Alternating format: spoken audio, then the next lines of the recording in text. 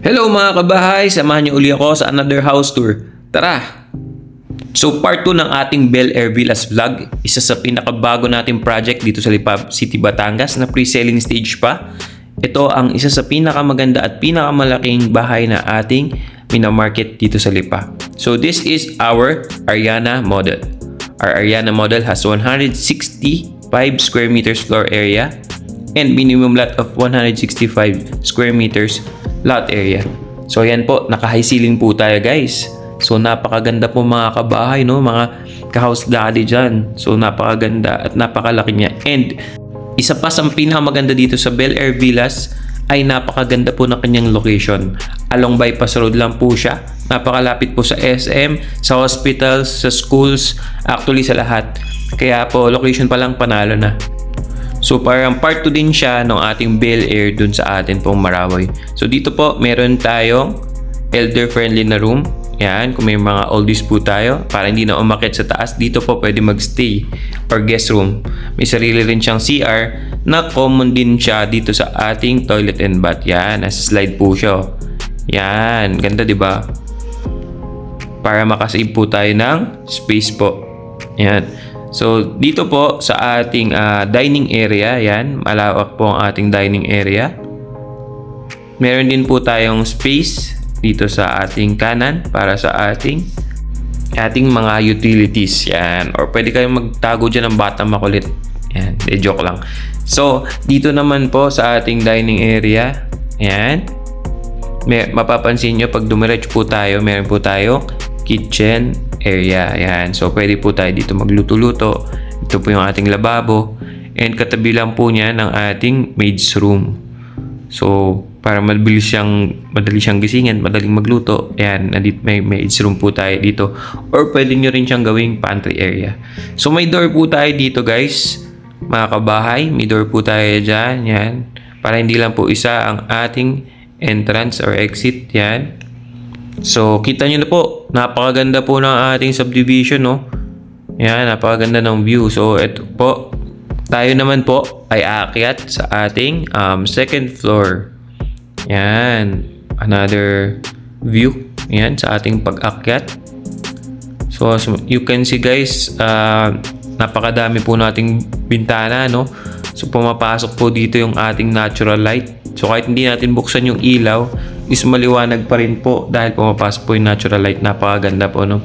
Ayan, pwede ka maglagay ng art dyan.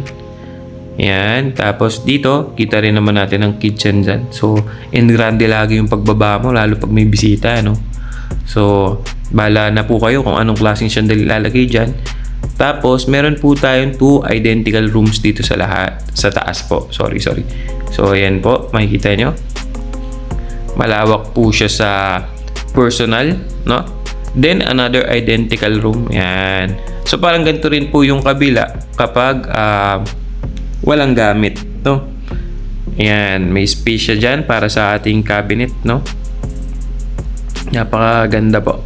So, ito po uli ang ating view sa atin pong subdivision. So, pre-selling pa po tayo, 24 months DP. Kahit po mag-spot cash spot DP kayo, hindi pa po gagawin ng bahay. Kaya po talagang pre-selling po sa ating mga slots ngayon. So yan, nag-take 2 tayo kasi nakuha na natin si Miss Joy. So ito naman po ang ating toilet and bath sa taas. Common toilet and bath natin para dyan na maligo ang ating kids, no? So yan, oh, hello. Kamusta kayo mga bisita, no? Yung tipong naka-wardrobe ka pa pag tingin mo sa kanila. Oh wait lang ha, magbibihis muna ako. Babalik muna ako sa kwarto. So, dito ang ating master's bedroom po. Yan, ang lawak po ng ating master's bedroom, no? So, pwede ka na lang maglagay ng office space doon kasi malawak po ang ating master's bedroom. Yan. So, ito, ang ating master's bedroom is well designed, no? Ganda, galing po na nag-interior. Kaya po, pwede nyo rin gayahin yan sa future po, no? Yan, no? So, yan po, medyo malawak po talaga siya. And meron po tayong sariling CR. So, dito po sa ating sariling CR sa ating master's bedroom, ayan po ang itsura niya. Hello mga kabahay, kamusta po kayo? Kamusta ang buhay-buhay? Yan. Ayan po siya. So, wait, there's more. Hindi pa po tayo tapos. So, meron pa po tayong pupuntahan ang ating favorite palagi. Kung saan ang ating tambayan. Ito po ang ating balcony. Yan. Ito pong door na to ay papunta sa ating balcony.